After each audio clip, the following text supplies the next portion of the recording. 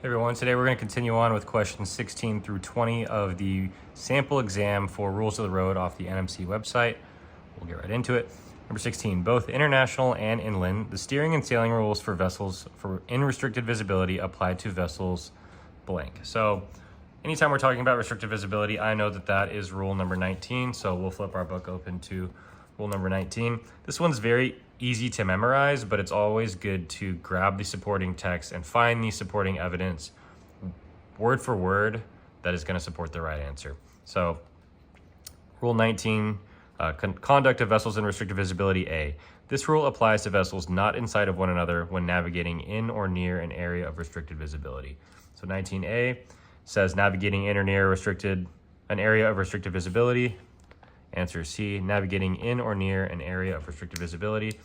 So, again, putting it all together, the steering and sailing rules for vessels in restricted visibility apply to vessels navigating in or near an area of restricted visibility. So, verbatim, straight out of the book, answer C is the correct answer.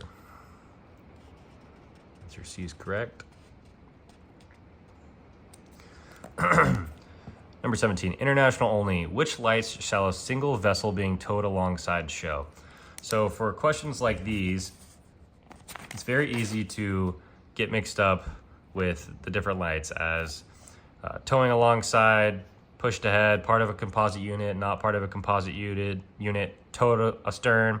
All these things have different light variations, and you double that by having different light variations for international and inland. So I have Rule 24F2 written down. And as you can see, there are differences between what's asked, international vessel being towed alongside and vessel being towed alongside for inland. For international, there's a stern light and two side lights. Vessel being towed alongside shall exhibit a stern light and at the forward end side lights, but that is different from what we see inland. In this case, we'll just add a special flashing light in addition to the side light. So don't get confused. This same question could be written with inland only at the beginning. In this case, international. So again, we're looking for this diagram. A vessel being towed alongside international has a stern light and side lights. So let's see what answer choice that is. Stern light and side lights, that's B. We'll see if that's correct. Yep, that's correct. And we will continue on to question 18. You have sighted 3 red sidelights and a vertical line on another vessel dead ahead at night. Which vessel would display these lights? So I have drawn out this diagram for the lights that are often going to be the answer choices for this question. Obviously, one of these is the correct answer. Restricted visibility, or RAM lights, restricted ability to maneuver, RAM, is red, white, red with the day shapes ball, diamond, ball. Not under command is an all-around red over red with ball, ball. Constrained by draft is red, red, red, all around red, red, red. And a cylinder and aground is red over red, all around lights, and the day shape is ball, ball, ball. So you'll notice that not under command and aground have the same lights displayed, but their day shapes are distinctly different about how to identify these vessels. So in this case, we're seeing 3 red lights in a vertical line, red, red, red. That would denote us to be constrained by draft. That's rule 28. So just to confirm, we'll open up to rule 28. And we can read directly from the supporting text about what answer this would be. A vessel constrained by her draft, in addition to the lights prescribed by power-driven vessels, exhibit where they can best be seen 3 all-around red lights and a vertical line.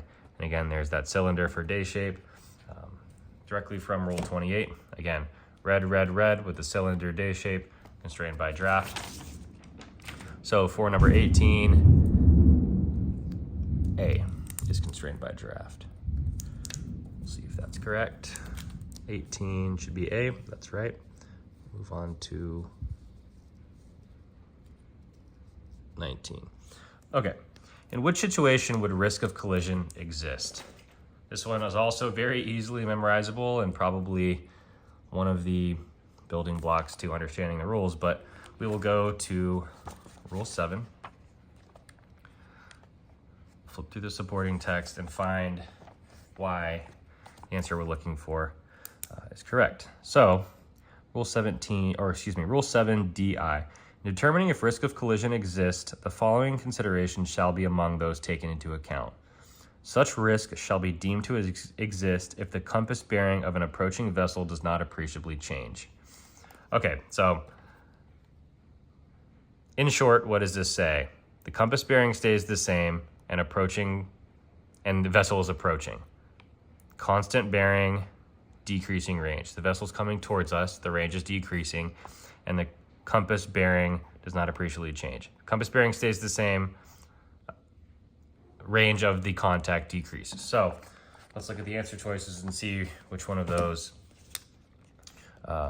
follows what we just read in Rule 7DI. Vessel on your starboard quarter, range decreasing, bearing is constant. Okay, so that falls into what we just read. The range of the contact is getting closer, so the range is decreasing and the bearing is staying the same, so A would work. Vessel 22 degrees abaft your port beam, range increasing, bearing constant. So the target's moving away from us. I would say risk of collision does not exist. A vessel is brought on your starboard beam, range decreasing, bearing changing rapidly to the right. So this is the most commonly chosen wrong answer. Why? Because at the end of Rule 7, such risk may sometimes exist even when an appreciable bearing change is evident, particularly when approaching a very large vessel or a tow, or when approaching a vessel at close range. Okay, so the rules say that bearing changing rapidly to the right, that's the appreciable bearing change. So that can be interpreted as risk of collision existing, but we got to read in the question that in which situation would risk of collision definitely exist. Even in Rule 7DII, such risk may sometimes exist, as opposed to DI, such risk shall be deemed to exist. So that's why Rule C is incorrect. And let's look at D. A vessel is 22 degrees on your port bow, range increasing, bearing changing slightly to the right.